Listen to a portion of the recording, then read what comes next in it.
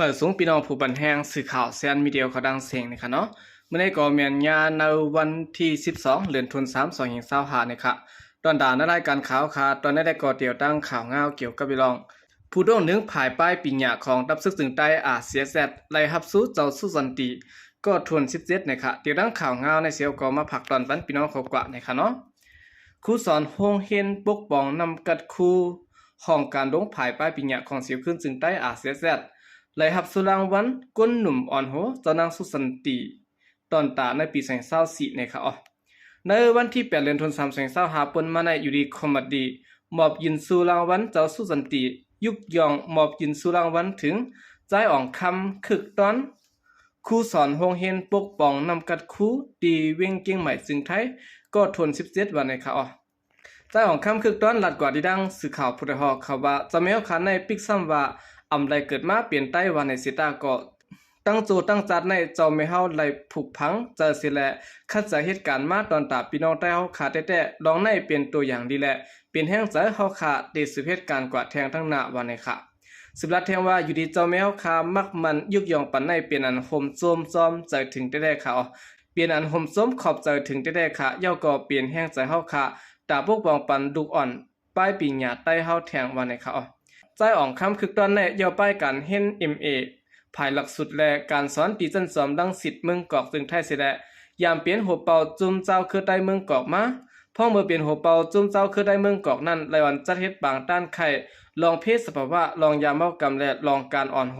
บางต้านไข่หมายตองวันกุนหนุ่มใต้และวันเจอจัดจึงใต้เจอในยามใดอ่อนโหดูขามคำจอยกุนทบเพศสภาวะและเพศปางตึงในเมืองใต้และอีกเลยเฮ็ดสร้างการตรงวงซื้อในแทงดังน้ำบานในเขาหรือฉะนั้นยามเปลี่ยนภูเขาซุ่มห้องการผายป้ายปิญญาสังขาดได้ลูกเห็นจันจอมเมืองกอกเสแลไลออนเอาโครงการหมอกก้อนจัดเหตุการณ์แถมนำกัดปันลูกเห็นตีจอมแดนดินใต้ไทยตีในเมืองใต้และตีสังขาดได้ลูกเห็นจันจอมเมืองกอกเสนมาหรือฉะนั้นยามโฮมกันตั้งลูกเห็นจันจอมUSA สิแลเฮ็ดออกประเภทดิอังกฤษจันหนึ่งตาดลูกเห็นไหลยิบตื้อมาบานไหนค่ะยามอนโฮปึดปางสอนปกป้องนำกัดก้นหนุ่มเวียงลอยแหลมและเวียงเมืองปอนยามเป็นครูสอนดิลายใต้เข้าใหม่เวียงลอยแหลมครูสอนคอมพิวเตอร์ตีโรงเรียนพึกพรครูสอนและตีโรงเรียนพึกพรครูสอนแม่สอดจึงไทยครูสอนดิอังกฤษปางสอนเข้าใหม่ตีโรงเรียนเจอจัดจันกลางลอยได้แรงและครูสอนดิกอังกฤษตีไต้แอคาเดมีเป็นครูปงสอนในปางพึกพรครูสอนดินเนอร์จึงใต้ละลายตีแลปางพึกพรครูสอนอันสังขาใต้ลูกเฮ็ดจันสอมเมืองกอกจัดเฮ็ดซื้อในมาวันนี้ค่ะเลยสินั่นก็ใจของคำคือตอนในเป็นผู้เตรียมดิกผู้ปิ่นลีกก้อนหนึ่งสิแลยำเตรียมหมู่ลีกผืนไล่เสนอปรับละลายตีเมืองหนังปรับลีกแสงสยาม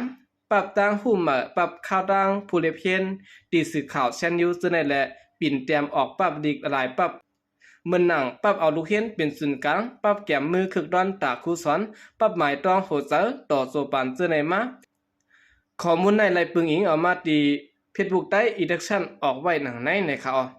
สู่เจ้านางสู้สันติในเปลี่ยนสู้อันเจ้าอังแงซากินห้องเจ้านางสู้สันติก็อันยามเปลี่ยนเจ้านางข้างโหเจ้าพระหลวงเมืองสีเปาะเจ้าพระหลวงเจ้าแก่เสียงนั้นมอบยินบันสู้ไว้ปันมาเมื่อปี2008ยุกยองมอบยินก้นหนุ่มใต้พวนโหตรงหนึ่งจอยการปกป้องฮาวันเมืองก้นเมืองไล่ลองทางห่างตรงหนึ่งสุนไดติโมคาเลซีและแป้งแมบหักษาสุนไดเจอจัดวันเมืองเจ้าเก่าผู้ถูกเลือกเป็นผู้กึ่งไรฮับสู้ในตีไรฮับเงินสุรางวัล4แห่งตลาดนะฮะเนาะผู้ไรฮับสุรางวัลเจ้าสู้สันติก็แหกเมื่อในปี2008นั้นเป็นจ่ายผู้เมืองในปี2093เป็นจ่ายแสงพันในปี2010นางมอนเก่งและในปี2011มอยาจ่ายเปตะในปี2012เจ้าคู่สิริวัดภาเวียงอินและในปี2013จ่าย3ผลแสงในปี2014มอยานางลาในปี2015ซ้ำนางนวลหอมในปี2016จ่ายสู้ในปี2017จ่ายสีเคอในปี2018จ่ายก้อนแสงและในปี2019เจ้าคู่หมิงตักกะในปี2023เป็นคู่สอนนางหมวยเคอในปี2021ซ้ำอยู่ดีคอบดีอ่ำปืนเผาจือผู้รับสู้และเปลี่ยนเผออ่ำได้หู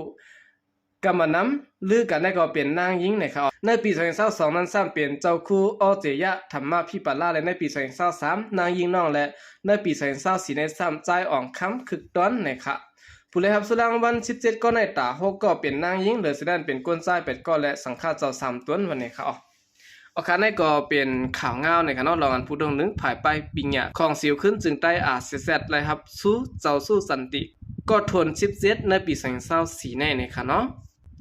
สืบสิแนวข่าวขึ้นมาถ่อมด้วยข่าวเงาเกี่ยวกับไปลองกุนเมืองเวียงสีแสงหยับผึดน้ำกินน้ำเสิร์ในข่าว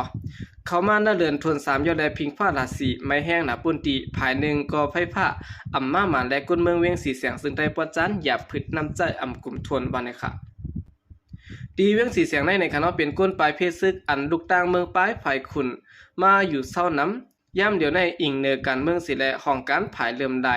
ซ้ำอ่ำต่อน้ำต่างน้ำส่งน้ำปันก้นเมืองและที่ไทยก้นเมืองหยับผึดลองน้ำเจาวันในข่าวนางยิงก้นเมืองปืนตีลัดกว่าที่ดังสื่อข่าวปุถุหอกเขาว่าตะเหลียวใน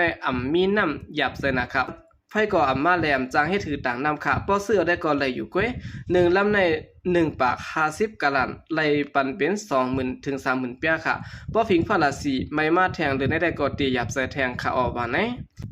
ยามเดียวตอนตาที่ต่างน้ำนั่นในขณะไหลเจอไฟโซลาเซลล์สิแลปันปุดกัน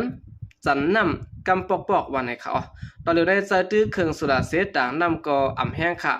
อ่างเก็บน้ำอันเข้า100,000กะลันในเอาโซลาจันต่างน้ำต่างวันก็ไหลหมอก20,000กะลันกล้วยเขาย้อนบนนั้นอ่ำปันน้ำไหลกูปอกค่ะเครื่องโซลาซึ่งในก็อำเจอของการผายเลื่อมไหลมาเฮ็ดปันเปลี่ยนก้างเกตนาเวียงจัดปันกล้วยวันในเขาดีเวียงสีเสียงในไฟฟ้ามา4-5 ชั่วโมงกว่าเขายามไฟฟ้ามาอ่ำมันแม่นและกนมันปืนตีเป็นอันกินซะเพราะว่าน้ำอ่ำกลุ่มทนซึ่งไหนจางเป็นตั้งเป็นตาเสียบตาแก้นโคมกายรวมไม่คำซึ่งในกนมันปืนตีหลัดนี่หนังไหนยันเบอร์ไฟอ่ำมาและอ่ำจางปั่นน้ำไหลต่างเวียงดีเวียงสีเสียงในน้ำกอมสวากินนะครับมีปานำว่าสีคาลูก่อนเขาห้องการภายเริ่มได้เขาว่าเขามีเงินไหลอ่ำปั่นการได้ลีย้อนเบิ่มบ่เซอร์ตื้อน้ำไหล2ไหลเป็นปัญหานำซึ่งไหนน้ำหูนั้นก็ก้นอันอยู่3ก้วยจางเซอร์ตื้อว่าในเขาดีเวียงสีเสียงในตัดได้น้ำเจอเนเวียงปึงลงมันปึงอิงน้ำ2เส้นไว้ค่ะเป็นเส้นอันเอามาตีน้ำมอดเสร็จแล้วแทงเส้น1ซ้ำเป็นลายอันหลุดเอาน้ำเนื้ออ่างเตี่ยเก็บน้ำสิได้เพบันขึ้นก้นมาเนปืนตีในเขาน้ำอันออกเนื้อน้ำมอดได้ซ้ำไหลตาก้นอันอยู่ซ้ำแสบปื้นเตี่ยมเสร็จแล้วแทงเส้น1ได้ซ้ำเปลี่ยนจึงเมืองแก่ปันมาหลู่ไว้อ่างน้ำและจางหลุดน้ำตาปันก้นมาเนปืนตีเขาอยู่ในค่ะเนาะอันโจเพียนนำกินตีเว้งสีเสียงในเปลี่ยนปอกโหคายเมียกันตาและอ่องแค้นตาซีรีส์ในค่ะเนาะยก็มังกรละซึ่งในก้นมาเนปืนตีเขาลาดนี่หนังไหนเอาคันนี้ก็เป็นข่าวเงาลายตีเว้งสีเสียงนะครับเนาะก็เปิดว่าพิงพลาสีนะครับเนาะเหรียญไม้ถึงมาเข้าไม้เอาแล้วไฟฟ้าก็สมมามันและเฮ็ดให้คนมื้อนั้นปืนตีนะครับอำจังใจนำละลิลิตินะเจเว้งสีเสียงนะครับอยากกินใจไว้ตอนดักคนมื้อนั้นปืนตีนะครับเอาหากำเนินสุนัยก็ยินโจมนับยองกลุ่มถึงพี่น้องผู้กำแถมปันแฮวเขาดังเสียงอยู่ค่ะยินโจมนับยองอย่านำเสข่าวใจก็เรียกมาส่งค่ะ